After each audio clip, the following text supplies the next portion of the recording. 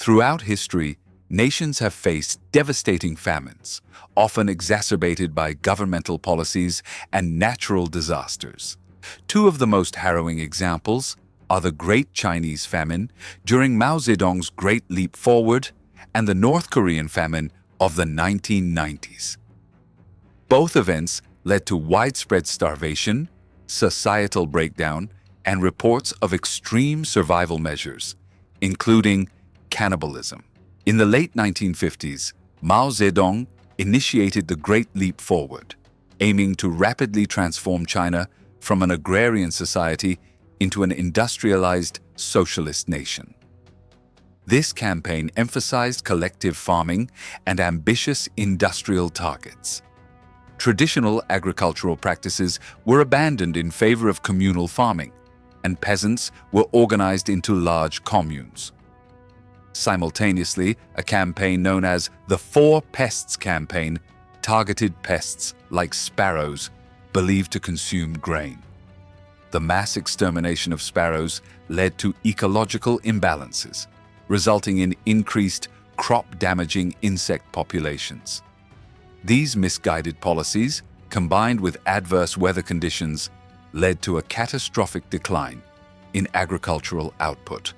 Between 1958 and 1961, it's estimated that 15 to 45 million people perished due to starvation and related causes. The exact number remains uncertain due to government censorship and record suppression. As famine gripped the nation, desperate measures were reported. There were accounts of individuals resorting to consuming tree bark, soil, and, in extreme cases, human flesh. Families reportedly dug up freshly buried bodies to stave off hunger. Some sources indicate that children were particularly vulnerable, with reports of them being abducted and consumed. The social fabric of Chinese society was severely strained, with trust eroding and communities collapsing under the weight of starvation. The Chinese government initially denied the severity of the famine, attributing food shortages to natural disasters. However, internal reports and later research indicate that policy failures played a significant role in exacerbating the crisis. The famine remains a sensitive topic in China, with discussions often suppressed or censored. Decades later, North Korea faced a similar catastrophe. In the mid-1990s, following the collapse of the Soviet Union, North Korea lost significant economic support, leading to a severe economic downturn. Concurrently, natural disasters like floods devastated agricultural regions, further diminishing food production. The government's strict control over information makes it challenging to ascertain the exact death toll, but estimates range from hundreds of thousands to several million. As food became scarce, reports emerged of extreme survival tactics. There were allegations of individuals consuming grass, roots, and, in dire situations, human flesh. Some defectors recounted witnessing public executions of those accused of cannibalism. In certain cases, individuals reportedly sold human meat, disguising it as other types of meat. The famine led to a breakdown in societal norms, with increased reports of theft, violence, and a black market for food. The North Korean government initially denied the existence of the famine, refusing international aid and maintaining a facade of self-reliance. Eventually, under mounting pressure and the undeniable humanitarian crisis, they accepted limited foreign assistance. The famine's legacy persists, with ongoing food insecurity and malnutrition issues in the country. Both these famines highlight the devastating consequences of policy failures compounded by natural calamities. In China, the Great Leap Forward's aggressive industrialization and collectivization policies disrupted traditional farming practices, leading to widespread food shortages. Similarly, North Korea's rigid political system, combined with economic isolation and environmental disasters, precipitated a humanitarian crisis. In both scenarios, the populations bore the brunt of leadership decisions, facing unimaginable hardships and resorting to extreme measures for survival. These tragedies underscore the importance of responsive governance, the need for accurate information dissemination, and the dangers of ignoring empirical evidence in policy making. They serve as somber reminders of the human cost when ideology and rigid policies overshadow practical considerations and the well-being of the populace. The Great Chinese Famine, occurring between 1959 and 1961, stands as one of the most devastating human tragedies of the 20th century. This catastrophic event resulted in the deaths of an estimated 15 to 45 million people, though exact figures remain uncertain due to limited documentation and government censorship. The famine's roots can be traced to a combination of radical political initiatives, environmental challenges, and systemic governance failures. In 1958, the Chinese Communist Party, under the leadership of Mao Zedong, launched the Great Leap Forward.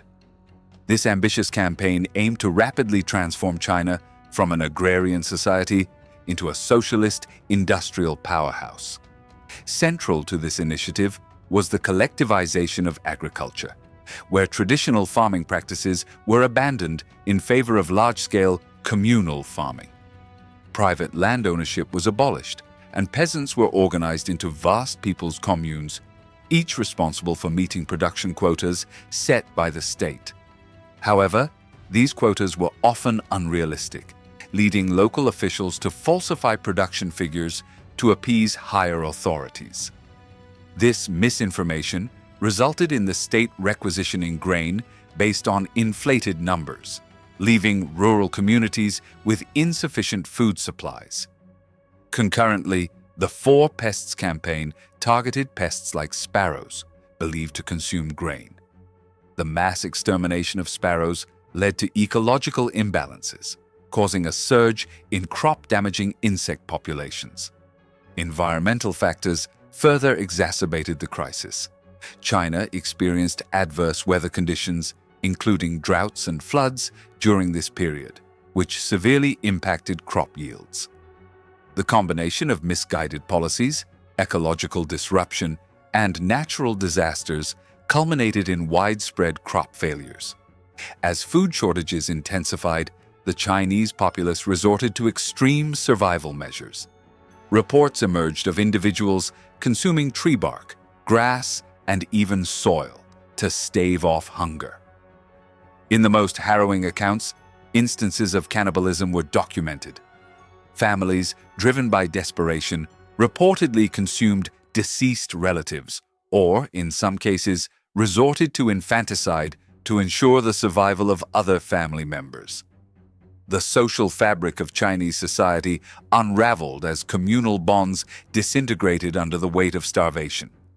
The Chinese government's response to the famine was marked by denial and suppression. Acknowledging the crisis would have been tantamount to admitting the failure of the Great Leap Forward. Consequently, information about the famine was censored, and external aid was neither sought nor welcomed.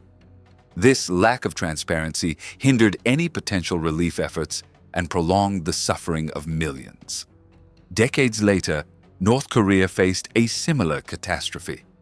The North Korean Famine of the 1990s, often referred to as the Arduous March, resulted in the deaths of an estimated 600,000 to 2 million people, though precise numbers are challenging to ascertain due to the secretive nature of the regime. Several factors contributed to this humanitarian disaster, including economic mismanagement, loss of Soviet support, and natural disasters. Following the collapse of the Soviet Union in 1991, North Korea lost a significant source of economic aid and favorable trade agreements. The nation's centrally planned economy, already inefficient, struggled to adapt to the loss of external support. Concurrently, a series of floods in the mid-1990s devastated arable land, further diminishing food production. The government's adherence to the principle of Zhush, or self-reliance, meant that international assistance was initially shunned, exacerbating the crisis. The famine's impact on North Korean society was profound. The public distribution system, responsible for allocating food, collapsed, leaving citizens to fend for themselves. Urban residents, lacking farming skills, were particularly vulnerable. Reports from defectors and limited external observations indicated that people resorted to eating grass, tree bark, and, in extreme cases, human flesh. There were accounts of individuals digging up freshly buried bodies to consume, as well as parents killing and consuming their children. These reports, while difficult to verify fully, paint a grim picture of the lengths to which individuals went to survive. The North Korean government's response mirrored that of China during the Great Famine. The regime denied the existence of a crisis, refused international aid, and maintained strict control over information. Propaganda emphasized the nation's self-reliance and portrayed any hardships as temporary challenges to be overcome through collective effort. This narrative prevented the acknowledgement of the severity of the famine and delayed potential relief efforts. Both the Great Chinese Famine and the North Korean Famine underscore the devastating consequences of rigid political ideologies, economic mismanagement, and the suppression of information. In both cases, governments prioritized ideological purity and national image over the well-being of their citizens, leading to unimaginable suffering. These tragedies serve as stark reminders of the importance of responsive governance, transparency, and the need to adapt policies in the face of empirical evidence and humanitarian needs.